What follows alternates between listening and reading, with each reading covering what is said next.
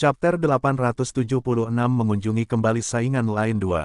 Setelah menoleh untuk melihat siapa yang telah tiba di kediamannya, Minos langsung melihat sosok Davy berjalan di belakang Vivian.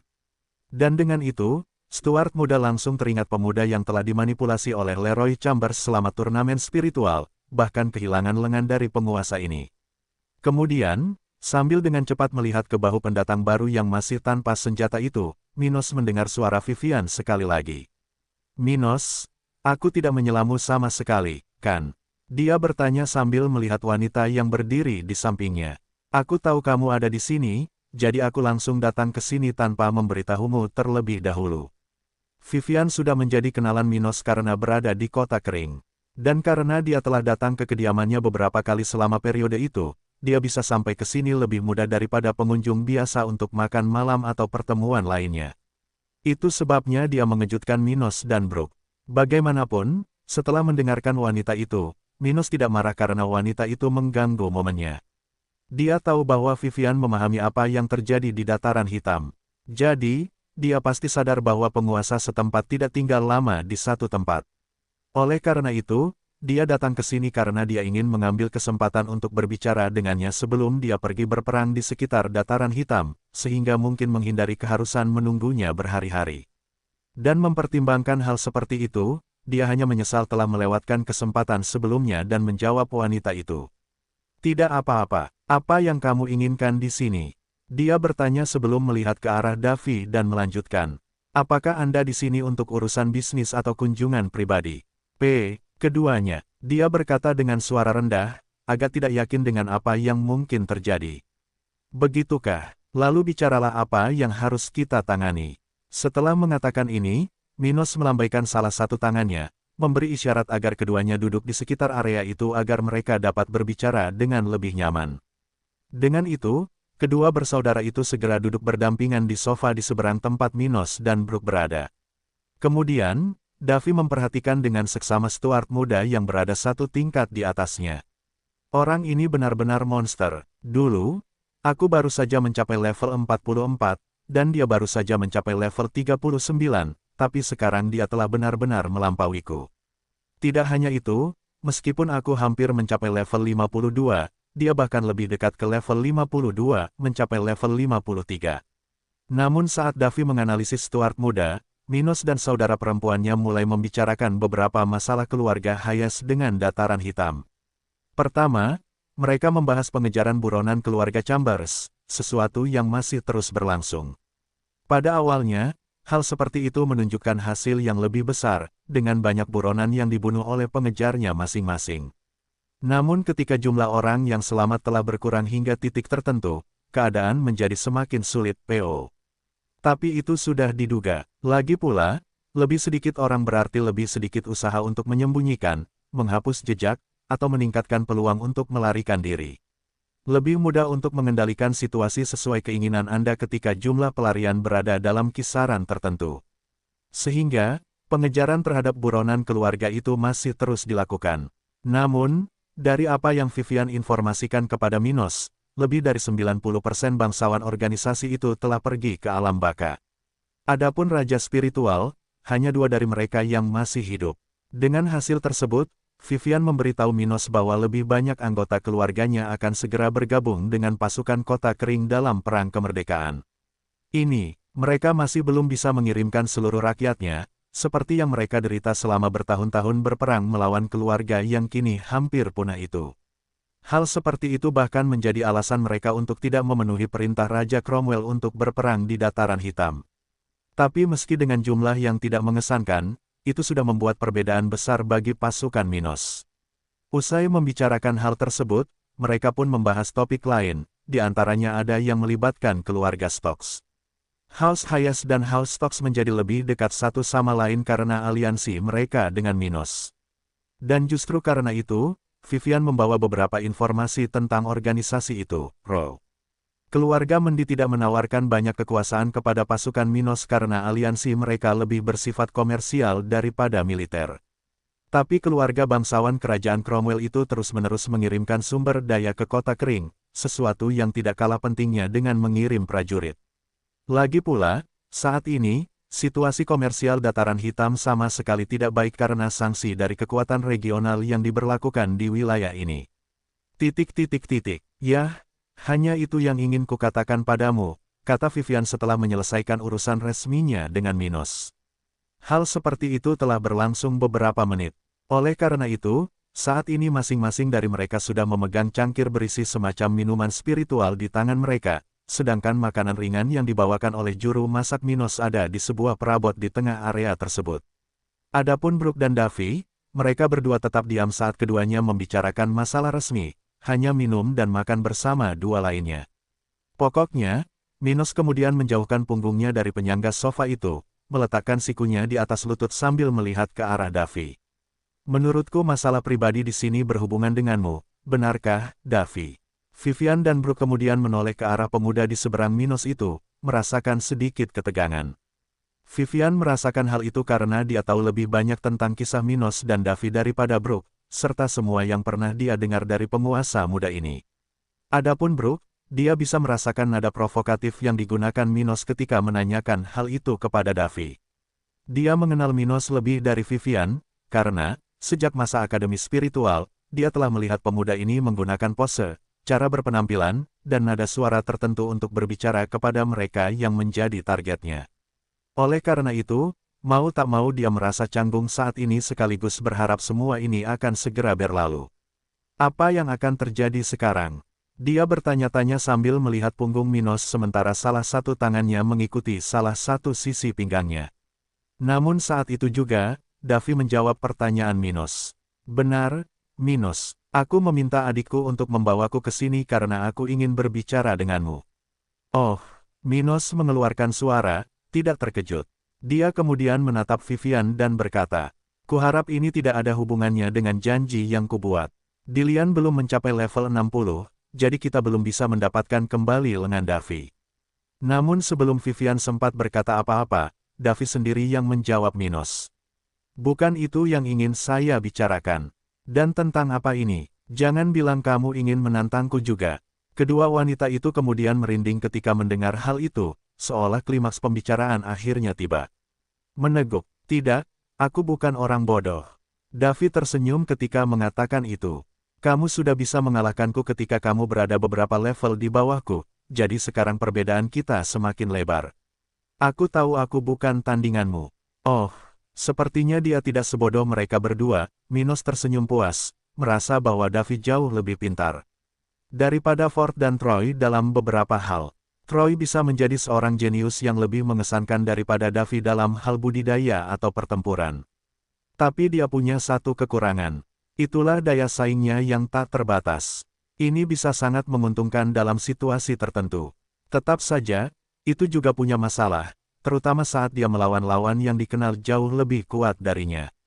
Hal itu mungkin tidak menyebabkan kerugian besar baginya di masa lalu, tetapi orang-orang seperti Minos tidak akan selalu menghalangi orang-orang seperti Troy. Dan ketika itu terjadi, orang-orang keras kepala seperti itu bisa kehilangan semua kelebihan dalam hal bakat. Itu sebabnya Minos melihat sesuatu yang lebih baik pada pria tanpa satu tangan ini dibandingkan dengan dua tangan lainnya. Davy setidaknya tahu bagaimana mengenali keterbatasannya. Jadi, apa yang kamu inginkan? Aku datang sejauh ini hanya untuk satu hal. Bab 877 Pembelajaran Davy. Aku datang ke sini untuk mengucapkan terima kasih, kata Davy, mengagetkan kedua wanita yang sudah mengeluarkan tetesan keringat dari dahi mereka. Apa? Mereka berdua berkata bersamaan sambil menatap Davy dengan ekspresi terkejut di wajah mereka. Dia datang untuk mengucapkan terima kasih. Terima kasih Minos untuk apa? Apakah dia membicarakan masalah yang berkaitan dengan keluarga Chambers? Vivian bertanya-tanya dalam hati ketika dia mencoba mendapatkan kembali postur tubuhnya. Davy belum pernah mengatakan hal seperti itu pada adiknya. Jadi, dia terkejut dengan pernyataannya. Vivian mengira Davy ingin datang ke kota kering, bukan dengan niat terbaik. Dia tahu bahwa Davy tidak akan berlebihan karena dia sudah mengetahui aliansi keluarga Hayes dengan Minos. Dan itulah mengapa dia membawanya ke sini. Tapi wanita ini sama sekali tidak menyangka bahwa adik laki-lakinya bahkan tidak akan menantang Minos. Sedangkan Brook, dia merasa situasi Minos dan Davy tidak begitu baik. Jadi, dia terkejut dengan jawaban tak terduga dari pria bertangan satu itu. Memang ada banyak jenis orang di dunia ini. Dia menyadarinya, agak mengagumi kemampuan Davy untuk mengubah situasi saat ini melalui pendekatan itu. Adapun Minos, dia mengerutkan alisnya dan bertanya, "Apakah kamu datang untuk berterima kasih padaku?" "Itu benar." Davy mengangguk setuju. "Anda tidak hanya membantu keluarga saya melalui perjanjian aliansi yang dinegosiasikan oleh Vivian, tetapi Anda juga telah memberi saya sesuatu yang berharga, P. Tanpa pengalaman hari itu, saya mungkin tidak akan bertahan di Flaming Empire." Dia berkata dengan jujur. Setelah kehilangan salah satu tangannya karena Minos, Davy memahami kesalahannya karena terlalu mempercayai Leroy Chambers. Namun hal itu tidak mengubah apa yang telah terjadi, dan untuk sementara waktu, dia membenci Stuart muda karena kekalahannya. Tidak mudah bagi semua jenis orang untuk menerima perubahan drastis dalam hidup mereka, yang akan membatasi mereka entah sampai kapan. Dan tidak ada bedanya jika seorang pemuda berbakat kehilangan salah satu lengannya, yang tiba-tiba mengurangi kemampuan bertarungnya. Akibatnya, Davy membenci Minos, mengingat penguasa ini setiap kali dia menghadapi kesulitan terkait dengan kemampuan bertarungnya yang lebih rendah atau keterbatasan lainnya. Dia hanya belum mencoba apapun melawan Minos pada saat turnamen spiritual karena lawannya sudah jauh lebih kuat darinya dan tujuan utamanya adalah mendapatkan salah satu tempat untuk pergi ke Flaming Empire. Namun dia menyimpan perasaan negatifnya terhadap Minos selama beberapa waktu setelah kejadian itu. Dia bahkan sempat berpikir setelah mengetahui bahwa Minos tidak berniat bergabung dengan Sekte Kekaisaran suatu hari nanti, setidaknya mencoba mengalahkan lawannya. Namun setelah beberapa waktu berada di Flaming Empire, dengan menggunakan pembelajaran yang diperoleh melalui kekalahan itu, Davy telah menghindari beberapa situasi di mana dia bisa kehilangan nyawanya. Tidak hanya itu, dia juga mampu menjalin kontak yang lebih baik dan meningkatkan peluang keberhasilannya, atau lebih tepatnya, memanfaatkan peluang yang muncul, PO. Di masa lalu, ia bahkan mampu mempertaruhkan dirinya untuk seseorang yang tidak dikenalnya, mengingat ia bisa membela prinsip-prinsip tertentu. Tapi setelah Minos, dia tidak lagi mengambil risiko dalam situasi sepele seperti itu. Dunia ini terlalu besar, dan seseorang tidak dapat mengetahui sepanjang waktu siapa yang akan mencoba memanipulasi Anda, menipu Anda, memanfaatkan Anda dan kemudian membuang Anda, Del. Setiap orang mempunyai kisahnya masing-masing. Setiap orang bisa saja baik atau jahat, mempunyai niat baik atau buruk, licik, dan lain-lain. Namun hanya karena seseorang sepertinya memiliki prinsip yang sama dengan Anda, atau memiliki wajah yang cantik, atau bahkan menuntut keadilan, bukan berarti hal ini benar, cukup bagi seseorang untuk mengambil risiko terlibat dalam masalah orang lain. Mungkin dalam situasi tertentu, pihak yang terlihat dirugikan memang ada. Namun bagaimana jika sebaliknya? Lebih buruk lagi, jika keduanya merencanakan suatu tindakan untuk mengelabui orang yang mudah tertipu. Dunia ini rumit, penuh bahaya di mana-mana, dan tidak adil sama sekali. Beberapa orang sebenarnya menderita dan bisa diselamatkan oleh tindakan orang-orang seperti Davy sebelumnya. Tapi apakah pantas mati demi orang asing? Apakah layak mengambil semua risiko untuk sesuatu yang tidak pasti yang mungkin akan segera berubah menjadi sesuatu yang sama sekali berbeda? Kasihan sekali orang-orang malang yang tidak bersalah, tapi mereka akan menderita karena perbuatan buruk orang lain, bro. Dan orang-orang seperti Davy yang lama mungkin meninggal atau menjadi dewasa pada suatu saat dalam hidup mereka. Setelah bertemu Minos sebelum pergi ke Flaming Empire, Davy telah mempelajari sesuatu yang penting, yang membuatnya bertahan hingga saat ini. Untuk ini, dia bersyukur. Bagaimanapun, mendengar apa yang dikatakan Davy kepada Minos, Vivian dengan serius memandang orang di sisinya, memahami bahwa perjalanan di kekaisaran pasti tidak mudah. Dia mengepalkan tangannya dan memikirkannya. Aku hampir lupa tentang itu. Kami berada di sini di wilayah utara sedang berperang, tapi dia selama ini mengalami tempat di mana raja spiritual bukanlah masalah besar. Saya hampir tidak bisa membayangkan tingkat bahaya di negara bagian itu. Di sisi lain, Minos sempat tercengang dengan respon Davy. Mengejutkan, saya tidak pernah membayangkan bahwa dia akan mempelajari pelajarannya dengan mudah. Minos sempat memberikan isyarat kepada Davy saat itu, sesuatu yang membuat pemuda naif itu berpikir lebih baik sebelum bertindak. Namun dia melakukan hal seperti itu tanpa ekspektasi yang besar. Davy bisa saja belajar atau membiarkan pesannya terlupakan. Bagi Minos, tidak ada bedanya, karena dia tidak akan merekrut orang seperti itu ke sisinya. Jadi, melihat perubahan Davy, Minos terkejut bahwa orang di depannya ini mendapatkan hasil terbaik dari apa yang muncul pada dirinya saat itu. Yah, kamu tidak perlu berterima kasih padaku untuk itu. Sejujurnya saya tidak menyangka akan seperti ini hasilnya. Aku hanya melakukan apa yang menurutku terbaik saat itu. Mengenai peringatan yang kuberikan padamu, itu hanya kemauanku saja. Ucap Minos tulus, tanpa memalsukan reaksi yang mungkin membuat Davi menganggapnya sebagai dermawannya. Davi telah mencapai kedewasaannya sendiri. Bagaimanapun, memiliki peluang tidak berarti mengambilnya. Oleh karena itu, dengan kepribadiannya, Minos sama sekali tidak akan mencoba mengambil keuntungan dari masalah ini. Bagaimanapun, aku berterima kasih karena telah memberiku kesempatan. Jika aku bisa membalas budi suatu hari nanti, aku akan melakukan yang terbaik untuk melakukannya. Davi dengan tegas berkata sambil berdiri di tempat itu. Oh, P.O. Saat kelompok Minos terus berbicara di kediaman penguasa dataran hitam, seorang wanita berambut merah mengenakan jubah hitam baru saja mendarat di ibu kota kerajaan Cromwell. Wanita ini memiliki kulit putih, mata hijau muda, dan ukuran tubuh sempurna untuk tingginya 1,65 meter, sedangkan rambut merah panjangnya yang bergelombang mencapai separuh punggungnya. Namun wanita ini memiliki kecantikan yang tak tertandingi, yang pasti akan memberinya tempat pertama di wilayah utara benua tengah jika kompetisi semacam itu ada dan jika dia berpartisipasi di dalamnya. Namun, meski dengan kecantikannya yang tak tertandingi menurut standar wilayah ini, wanita ini tidak akan menyia-nyiakan waktunya dengan hal-hal dangkal seperti itu.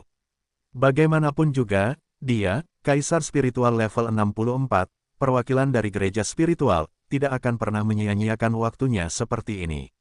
Dia tentu saja menghargai penampilannya, tetapi dia memiliki terlalu banyak hal yang harus diurus untuk memikirkan bagaimana orang-orang di sekitarnya memandangnya. Satu-satunya hal yang ada dalam pikiran wanita kuat ini sekarang adalah menyelesaikan urusan resminya di wilayah ini. Dan itulah yang dia lakukan saat ini, tepat setelah mendarat di istana kerajaan negara bagian ini. Itu tidak lain adalah Gloria Frost, perwakilan gereja spiritual yang bertanggung jawab atas wilayah utara benua tengah. Dia berada di wilayah ini karena Raja Kerajaan Ombak tidak punya banyak waktu lagi, dan dia harus menghadiri pemakaman kerajaan dan kenaikan raja baru. Tapi saat membuat rute yang direncanakan yang dia buat sebelum meninggalkan Flaming Empire, dia dikejutkan oleh pemakaman orang lain. James Cromwell. Karena itu, dia berada di ibu kota, di mana acara tersebut akan diadakan besok bab 878 pemakaman kerajaan pertama. Suatu hari kemudian, setelah tiba di ibu kota kerajaan Cromwell, perwakilan gereja spiritual untuk wilayah itu bermalam di ibu kota, menunggu acara utama yang akan dia hadiri. Setibanya di tempat itu, dia mengunjungi keluarga kerajaan setempat, memahami pengaturan pemakaman kerajaan, dan menyapa kerabat dekat James. Dia tidak mengenal satupun orang dari keluarga Cromwell yang berada di kota itu, bahkan Raja Cromwell sendiri. Namun sebagai anggota gereja spiritual, dia perlu menunjukkan rasa hormat dan kesedihannya kepada orang-orang seperti itu. Tidak peduli apakah dia benar-benar menyesal atau tidak memedulikan orang-orang di wilayah itu. Gereja memiliki hubungan baik dengan pemerintah setempat, dan oleh karena itu, yang terbaik adalah semua orang mengikuti protokol untuk situasi serupa. Dan sebagai orang yang cukup cerdas untuk memahami hal ini, Gloria telah menunjukkan betapa menyesalnya gereja karena kehilangan tokoh regional tersebut, sebuah pilar yang tak tergantikan yang kini telah hilang. P.O. Dia telah berbicara dengan setiap tetua keluarga Cromwell yang tersisa di ibu kota dan juga mengucapkan kata-kata penghiburannya kepada para janda kerajaan dan, tentu saja, putra mahkota. Raja Cromwell telah memiliki beberapa anak selama berabad-abad keberadaannya. Namun, sebagian besar dari mereka adalah perempuan atau sudah meninggal. Dan karena hanya tersisa satu orang yang mampu memenuhi persyaratan untuk menjadi pewaris kerajaan, masalah ini sudah lama terselesaikan.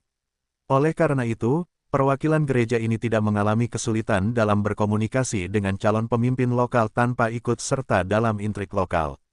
Setelah memahami persiapan pemakaman kerajaan James Cromwell, wanita ini pun menghabiskan sisa waktunya di kerajaan ini untuk beristirahat. Pemakaman kerajaan bukanlah sesuatu yang rumit untuk dilakukan dan tidak memerlukan banyak usaha dari pihaknya. Tapi tetap saja, hal seperti itu bisa sangat melelahkan, atau lebih tepatnya, membosankan. Ketika raja-raja daerah meninggal, mereka dimuliakan sebagai pahlawan, sesuatu yang dilakukan melalui gereja dan diperlihatkan kepada ribuan orang di ibu kota negara bagian tersebut. Pertama-tama, pada hari pemakaman raja, tidak ada bisnis yang boleh buka, dan seluruh penduduk harus mengambil hari libur. Kedua, jamuan makan umum harus diadakan pada awal hari sebelum prosesi pemakaman dimulai. Hal itu dilakukan agar masyarakat mendapat rangsangan sebanyak mungkin untuk tidak melupakan hari yang sangat tidak biasa ini, di mana mereka akan mengucapkan selamat tinggal kepada pelindung tertinggi mereka. Ketiga, setelah perjamuan besar, bagian upacara pembukaan jenazah raja kepada warganya akan dimulai. Ia akan melakukan perjalanan di sepanjang jalan utama ibu kota dengan kereta raksasa. Di dalam kereta yang seharusnya terbuat dari emas dan dihias dengan bahan-bahan yang bermutu tinggi dan indah ini, jenazah raja akan diangkut bersama kerabat terdekatnya dan perwakilan gereja hingga sang pahlawan naik ke surga. Setelah beberapa jam melakukan hal ini, perwakilan gereja akan terbang dengan peti mati kerajaan, mengarahkan orang yang meninggal tersebut ke jalan unik yang hanya akan dilakukan oleh para raja setelah kematian mereka. Akhirnya, bagian terakhir dari semua ini lebih sederhana. Itu adalah upacara tertutup di ruang bawah tanah kerajaan, di mana hanya kerabat terdekat dari orang yang meninggal dan perwakilan gereja yang akan hadir pada saat perpisahan terakhir. Itu adalah pemakaman kerajaan di wilayah ini, yang bisa memakan waktu 1 hari penuh dari awal hingga akhir. Oleh karena itu tidak mudah, dan Gloria telah cukup istirahat sehingga dia dapat melewatinya tanpa gangguan berarti. Saat bangun tidur di pagi hari, Gloria langsung bersiap-siap untuk acara yang tidak akan memakan waktu lama ini, yaitu mandi air panas sebelum mengenakan jubah tradisional hitamnya. Benda seperti itu adalah seragam resmi para uskup agung gereja spiritual. Namun, meski anggota organisasi itu sering memakainya, hanya dalam acara resmi, seperti yang akan dia hadiri saja yang wajib. Bagaimanapun, meskipun dia bukan penggemar berat pakaian hitam, Gloria mengenakan jubah organisasinya yang dipadukan dengan pakaian lain dengan warna yang sama. Dia kemudian makan beberapa buah sebelum akhirnya menuju janjinya. Ini akan menjadi hari yang panjang. Dia memikirkannya dalam diam sambil berjalan menuju istana kerajaan, dari mana iring-iringan James akan berangkat.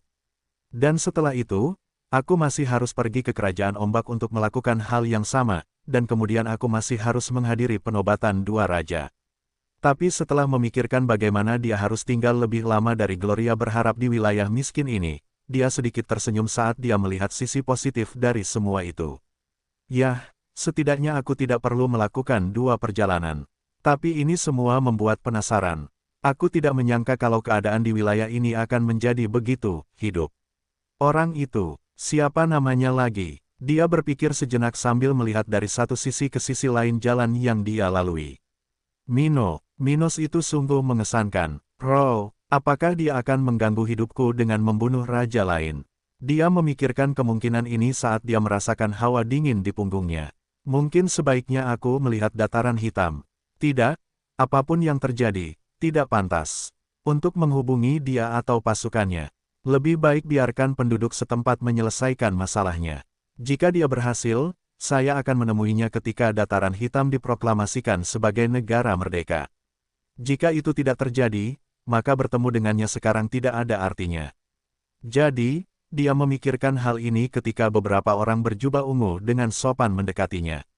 Uskup Agung Frost, ucap mereka secara bersamaan, menyadarkan wanita ini dari pemikiran sebelumnya. Oh, para uskup, apa yang Anda inginkan? Apakah ada sesuatu yang ingin Anda bicarakan dengan saya? Uskup Agung, suatu anugerah bahwa Anda bisa tiba begitu cepat. Kami pikir kami harus menunggu lebih lama untuk memberikan Raja Cromwell istirahat yang layak. Tidak, itu terjadi secara kebetulan. Dia berkata dengan cepat, aku sedang dalam perjalanan menuju kerajaan ombak ketika aku menerima informasi lokal ini. Sungguh memalukan, ya, sebuah tragedi, kasihan James. Tapi, Uskup Agung akan pergi ke kerajaan ombak. Jangan bilang begitu, itu benar, King Walker tidak lama lagi akan bergabung dengan Raja Cromwell. Dia berkata, menyela pertanyaan Bishop itu. Sebelum saya meninggalkan kekaisaran, saya mengunjungi seorang peramal gereja yang memberitahu saya bahwa dalam 50 hari, saya akan memimpin upacara pemakaman orang tersebut. Sudah lebih dari 20 hari sejak aku meninggalkan kekaisaran. Apa, ya Tuhan, jadi King Walker tidak tahan lagi. Kasihan sekali wilayah kita. Begitu banyak jiwa heroik yang berjatuhan atau berisiko mati, sementara iblis dataran hitam melakukan apa yang dia inginkan. Mendengar komentar tersebut, Gloria memandang dengan penuh minat pada para lelaki tua di sampingnya, melihat bagaimana orang-orang ini memperjelas pilihan mereka kepadanya. Apakah dia benar-benar seburuk itu? Dia bertanya. Tentu saja, Uskup Agung. Iblis sudah memiliki kemampuan tempur yang mirip dengan kaisar spiritual. Sungguh menyedihkan memikirkan bahwa para pemimpin kita yang mulia harus menghadapi lawan seperti itu. Salah satu dari mereka kemudian menarik napas dalam-dalam dan bertanya, "Tolong, Uskup Agung, lakukan sesuatu untuk wilayah utara benua tengah, atau kita akan didominasi oleh iblis Minos." Ini bukan waktu atau tempat untuk membicarakan hal itu. Dia mengatakan ini, berhenti melirik orang-orang itu, fokus pada kerumunan warga di ujung jalan yang mereka lalui. Saat saya tiba di Kerajaan Ombak dan menyelesaikan pemakaman Raja Walker, saya akan membicarakannya dengan bawahan saya dan keluarga daerah. Jadi, untuk saat ini, hargai momen yang kita alami saat ini dan jangan menanyakan hal itu lagi padaku. Setelah mendengar ini, mereka semua menundukkan kepala dan setuju untuk mengikuti perintah ahli berpengaruh ini. Ayo, saatnya bagi kita untuk membantu James Cromwell menyelesaikan perjalanannya di dunia yang hebat ini. Dia berkata kepada mereka ketika mereka melewati pintu masuk istana kerajaan. Jadi, dalam sekejap mata, jalan di depan istana itu, tempat banyak orang berdiri di trotoar sambil makan dan menunggu, menjadi saksi dimulainya prosesi kerajaan. Bab 879 Berita dari Ernest. Beberapa hari kemudian, sementara wilayah itu memperdebatkan perpisahan menyentuh James Cromwell yang terjadi di ibu kota, Minos sedang berurusan dengan masalah lain di kotanya. Dia tahu bahwa kerajaan Cromwell rentan karena peristiwa perang baru-baru ini, karena peralihan kekuasaan yang dipaksakan tidak akan pernah mudah, bahkan di masa damai. Jadi, mengingat hal ini, tidak diragukan lagi terdapat banyak ketidakpastian yang menghalangi masyarakat di negara tersebut ketika awan badai perang menyelimuti wilayah ini. Namun bahkan dengan mempertimbangkan kemungkinan yang mungkin muncul di dataran hitam pada periode ini, dia tidak terlalu mengkhawatirkan keadaan tersebut saat ini. Minos tidak meremehkan kekuatan negara-negara regional, namun tidak dapat disangkal bahwa tanpa kultivator level 59 mereka, kerajaan Cromwell telah kehilangan sebagian besar kekuatannya. Mereka bahkan memiliki ahli top lainnya, tetapi tidak ada yang mampu melawan Minos. Jadi, penguasa muda ini lebih tertarik pada 4 negara lain yang ia lawan. Sayangnya, mereka masih memiliki kultivator level 59, yang merupakan masalah besar yang mencegahnya menyelesaikan perang lebih cepat. Oleh karena itu, dia sudah merencanakan langkah perang selanjutnya, mendiskusikan dengan beberapa prajuritnya beberapa misi yang sudah berjalan dan apa yang akan dia mulai lakukan dalam beberapa hari ke depan. Di kantor penguasa setempat, di dalam markas besar tentara dataran hitam, Minos sedang berbicara dengan 3 tentara sementara mereka semua sedang minum teh spiritual. Stuart muda sedang duduk di kursi berlengan di samping berdampingan dengan sofa tempat orang-orang itu berada. Dan sambil memegang cangkir tehnya di satu tangan, dia mengenakan satu set pakaian berwarna hijau muda dan putih, yang memiliki desain mirip dengan pakaian prajurit, berguna untuk dipakai dalam latihan. Adapun orang-orang itu, mereka semua mengenakan seragam perak dan emas pasukan Minos. Tuan muda, Ernest telah mengirimkan beberapa informasi baru-baru ini. Salah satu tentara mengatakan ini dengan ekspresi puas di wajahnya. Sungguh luar biasa membawa kabar baik di masa-masa sulit perang ini. Apakah dia mendapatkan hasil yang bagus? Minos bertanya, mengingat prajurit itu berada di bagian kerajaan Brown yang tidak menderita amukan perang. Beberapa minggu yang lalu, Ernest dikirim ke tempat seperti itu oleh Minos untuk menekan keluarga musuh mereka. Dan karena dia sudah cukup kuat untuk memiliki pengaruh regional dan negara bagiannya tidak begitu besar, letnan seperti itu dengan cepat mulai bertindak. Ya, Tuan muda, kami menerima komunikasi pertama dari Letnan Ernest setelah dia tiba di bagian tengah kerajaan Brown. Dia telah bertindak melawan 2 keluarga di wilayah itu, dan beberapa anak serta istri ahli musuh sudah berada di tangan kita, P.O. Kami hanya menunggu lebih banyak orang jatuh ke tangan tim Letnan Ernest sehingga kami dapat mengambil pujian atas penculikan ini.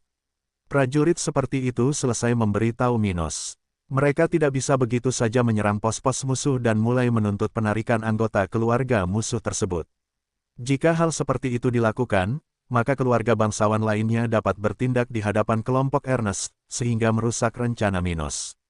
Adapun kemungkinan orang-orang yang berperang di Dataran Hitam mengetahui tindakan Ernest seperti itu tidak mudah. Itu karena orang yang diutus oleh Minos itu tidak membunuh semua musuhnya dan berhati-hati untuk menghilangkan lampu jiwa dari mereka yang terbunuh. Tanpa hal seperti itu, mustahil bagi anggota organisasi tersebut untuk mengetahui kematian anggotanya. Bagaimanapun juga, rencana mereka bukannya tidak mungkin salah, dan ada kemungkinan musuh-musuh mereka akan mencurigai sesuatu dan bereaksi terhadap mereka. Namun, pihak Minos belum merencanakan sesuatu yang absurd, membayangkan kesuksesan 100%. Mereka tahu bahwa mustahil untuk bertindak melawan semua organisasi di kerajaan Brown yang berperang melawan mereka. Jadi, mereka tidak menargetkan setiap musuh yang mungkin ada, melainkan musuh yang paling relevan. Dan ini bisa dilakukan dengan cukup cepat sehingga peluang keberhasilan mereka lumayan. Oleh karena itu, rencana tentara untuk kelompok Ernest berjalan dengan baik sejauh ini, dan hanya tinggal beberapa tindakan lagi sampai mereka dapat menggunakan kartu ini. Sangat bagus, ucap Minos senang setelah mendengar perkataan prajurit itu. Mari kita lanjutkan rencana saat ini. Mungkin kita bisa melukai pihak musuh sedikit, Row. Ya, beberapa raja spiritual tingkat tinggi pasti harus kembali ke keluarga mereka setelah mereka menyadari pencapaian kelompok ini. Para prajurit itu berkomentar setuju, tertarik pada bagaimana tindakan Ernest dapat mempengaruhi perang. Namun mereka tidak hanya membicarakan hal itu saja. Akibatnya, tak lama kemudian salah satu dari mereka mengangkat topik lain. Tuan muda, Letnan Angela berhasil mencapai level 56 dini hari kemarin pagi. Oh, bagus sekali. Bagaimana pergerakan mereka berdua? Jadi, Minos bertanya tentang Angela dan Celeste. Setelah mendapat informasi tentang terobosan Letnan Angela, Letnan Pike dan Barbara disuruh meninggalkan markas dan menuju pos baru mereka. Dengan itu, Letnan Angela dan Celeste akan kembali ke kota kering tidak lebih dari 2 hari. P.O. Bagus. Kalau begitu kita akan mempersiapkan keberangkatanku selama 3 hari. Minos mengungkapkan, ia sangat menantikan untuk berkeliling wilayah, mengunjungi tempat-tempat yang belum pernah dilihatnya, dan berinteraksi dengan beberapa orang. Karena musuh bertindak berani dengan prajurit tingkat rendah mereka di Dataran Hitam sementara para pemimpin bersembunyi di sekitar wilayah tersebut, Minos akan menunjukkan keputusasaan perang kepada para penguasa ini. Dia akan pergi berburu. Raja-raja daerah ingin mendatangkan orang-orang dari luar daerah untuk menghadapinya. Jadi, Minos hanya bisa melakukan apa yang bisa dia lakukan, membunuh musuh-musuh yang bersembunyi, mengancamnya, dan mengganggu perdamaian di wilayah tersebut.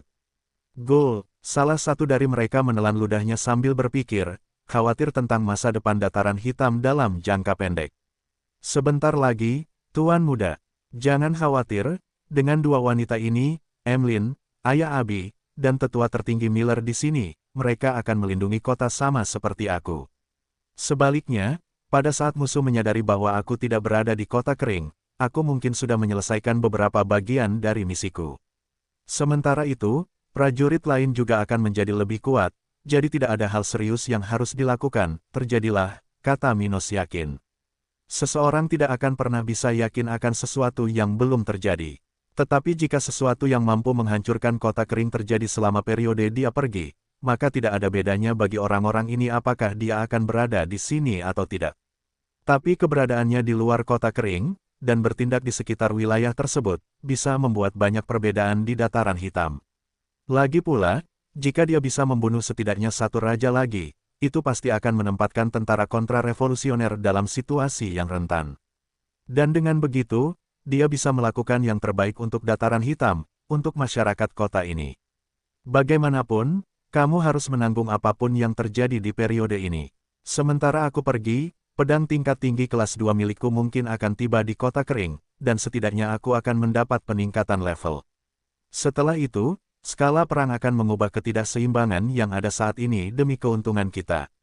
Jadi, kita akan sangat dekat dengan kemerdekaan kita. Dia berkata, menyemangati para prajuritnya. Setelah mendengar hal seperti itu, orang-orang itu merasa jauh lebih baik ketika mereka mulai berpikir tentang betapa mulianya masa depan Dataran Hitam, sesuatu yang seharusnya tidak lama lagi terjadi. Saat ini, Seseorang yang melihat perang ini mungkin mengatakan bahwa kekuatan kota kering berada pada posisi yang tidak menguntungkan dalam perang tersebut. Namun dalam waktu 6 bulan atau kurang, hal itu bisa berubah dengan cepat. Minos tidak diragukan lagi akan mencapai lebih dari setengah level 53 setelah periode tersebut, dan beberapa raja spiritual di kota kering akan mampu meningkatkan kekuatan mereka. Bukan hanya mereka, tetapi beberapa jenderal spiritual akan mencapai tahap ke-6. Seperti pada contoh anggota Elite Squad, kelompok seperti itu telah memiliki 3 raja spiritual pertamanya dalam 6 hingga 8 bulan terakhir. Namun ketiganya, Viola, Pike, dan Barbara, adalah kelompok yang paling maju dalam kekuatan tersebut, yaitu kelompok yang jumlahnya tidak terlalu banyak. Namun, ada banyak jenderal spiritual antara level 47 dan 48 ketika Viola maju. Jadi, karena sudah 5 bulan sejak kemajuannya, banyak prajurit yang bisa naik 1 tingkat dalam 6 bulan berikutnya. Akibatnya, angin yang mendukung dataran hitam akhirnya datang. Dan dengan cara ini, orang-orang itu mengakhiri percakapan mereka sebelumnya, dengan lebih lega karena ketidakhadiran Minos untuk sementara di kota kering bab 880 pembicaraan ibu dan anak. Sementara itu, di Kerajaan Api. Pada saat ini, Ruth sedang berada di wilayah keluarga Milesnya, di dalam properti Sekte Awan Abu-Abu. Sekte Awan Abu-Abu memiliki markas besar, lebih besar dari rata-rata kota yang biasanya ditemukan di wilayah utara benua tengah. Oleh karena itu, meskipun organisasi ini mempunyai banyak anggota, masih ada ruang bagi mereka semua di properti ini. Namun tidak hanya tempat ini yang menonjol, sekte itu sendiri juga memiliki beberapa properti lain di sekitar wilayahnya di bagian tenggara Flaming Empire. Jadi, markas sekte besar ini memiliki lebih dari sekedar struktur yang diperlukan bagi para murid dan tetua untuk menjalankan aktivitas mereka dan tinggal di sekitar sini. Itu juga memiliki markas besar keluarga terkemuka di belakang sekte ini. Di antaranya adalah keluarga pacar Minos, keluarga Miles. Bagaimanapun, di dalam properti utama sekte Ruth, keluarga-keluarga terkemuka dari organisasi ini tersebar di wilayah terbaik untuk ditinggali. Tempat-tempat seperti itu memiliki konsentrasi energi spiritual alami yang lebih padat daripada yang lain melalui susunan kawasan ini atau memiliki tanah dengan kualitas tertentu, secara umum, kawasan yang bernilai tinggi. Jadi, tanah milik keluarga Ruth tidak dekat dengan desa murid biasa seperti dia. Meskipun mereka tinggal di properti yang sama dengan Sekte Awan Abu-Abu, organisasi ini tidak mengizinkan murid-murid muda seperti Ruth untuk terus tinggal bersama keluarga mereka masing-masing. Pada awalnya, ini mungkin tampak aneh, tetapi hal seperti itu tidak lebih dari tindakan untuk menjaga ketertiban dalam sekte tersebut. Hal itu untuk menunjukkan bahwa semua murid adalah setara sampai mereka membuktikan diri secara mandiri. Seseorang bisa saja memiliki latar belakang bangsawan, seperti Ruth. Yang lain mungkin berasal dari keluarga sederhana. Tidak ada bedanya, mereka akan tinggal di tempat yang sama dan mempunyai peluang utama yang setara. Hanya setelah seseorang mulai membuktikan dirinya sendiri barulah individu tersebut menonjol dari yang lain dan mendapatkan hak istimewa. Dan berdasarkan kebiasaan organisasi ini, bahkan seseorang dengan dukungan seperti Ruth, jika dia tidak berusaha sebaik mungkin, bisa tertinggal dari seseorang yang rendah hati namun memiliki bakat dan usaha di sisinya. Oleh karena itu, Ruth tidak tinggal bersama keluarganya dan harus melintasi perkebunan yang luas ini untuk mencapai tempat tinggal orang tuanya. Bagaimanapun, saat dia berjalan menyusuri punggung White, Ruth tidak butuh waktu lama untuk mencapai tujuannya, salah satu dari banyak rumah di kawasan pemukiman dekat danau. Melewati pintu depan rumah orang tuanya, Ruth langsung berjalan menyusuri lorong utama tanpa terlalu memperhatikan dekorasi modern dan mewah di tempat itu. Memindai siapa yang ada di sekitarnya, dia dengan cepat mengabaikan tanda-tanda samar dari binatang buas dan beberapa manusia yang menjaga tempat itu dan langsung menuju ke tempat seseorang di level 70 berada. Sesampainya di tempat orang itu berada, Ruth langsung melihat seorang wanita yang mirip dengannya namun memiliki penampilan yang sangat dewasa, hal yang baru akan ia capai setelah beberapa milenium di dunia ini. Bagaimanapun, wanita itu cantik, dan vitalitasnya tampak jauh lebih baik daripada Ruth. Faktanya, jika seseorang mengabaikan level mereka dan penampilan wanita itu yang berpengalaman, orang mungkin akan berpikir bahwa keduanya adalah saudara perempuan, bahkan mungkin Ruth adalah yang lebih tua. Namun, Elise Fitzgerald, ibu Ruth dan Talia, tidak diragukan lagi jauh lebih tua dari putrinya. Tetapi meskipun usianya hampir 2000 tahun, wanita ini dapat memanipulasi penampilannya dengan sempurna karena panggungnya. Dan bahkan jika dia tidak melakukannya, harapan hidupnya yang lebih dari 6000 tahun masih akan memberinya penampilan dan vitalitas yang luar biasa, seperti wanita level 0 berusia 30-an. Tapi Elise menghargai penampilan mudanya, jadi dia terus menggunakan sedikit energinya untuk mencapai hal ini. Bagaimanapun, Ruth sudah terbiasa dengan ibunya yang sudah tua, dan satu-satunya hal yang menarik perhatiannya pada wanita berambut hitam, mengenakan gaun hijau, duduk di sofa putih, adalah kucing hitam putih di pangkuannya. Kucing ini sedang berbaring di pangkuan Elise, dengan perut terangkat, menikmati pijatan yang diberikan Elise padanya. Itu adalah hewan peliharaan keluarga Ruth, Milo. Di dunia spiritual, manusia tidak hanya menggunakan hewan, binatang tingkat rendah, untuk makanan. Beberapa dari mereka, seperti kucing, biasanya dianggap sebagai spesimen keluarga. Dalam kasus kucing, makhluk dunia spiritual ini memiliki kemampuan aneh untuk menenangkan, menimbulkan perasaan positif pada sesama manusia, Row. Jadi, banyak keluarga kaya di dunia spiritual yang memiliki kucing sebagai hewan peliharaan.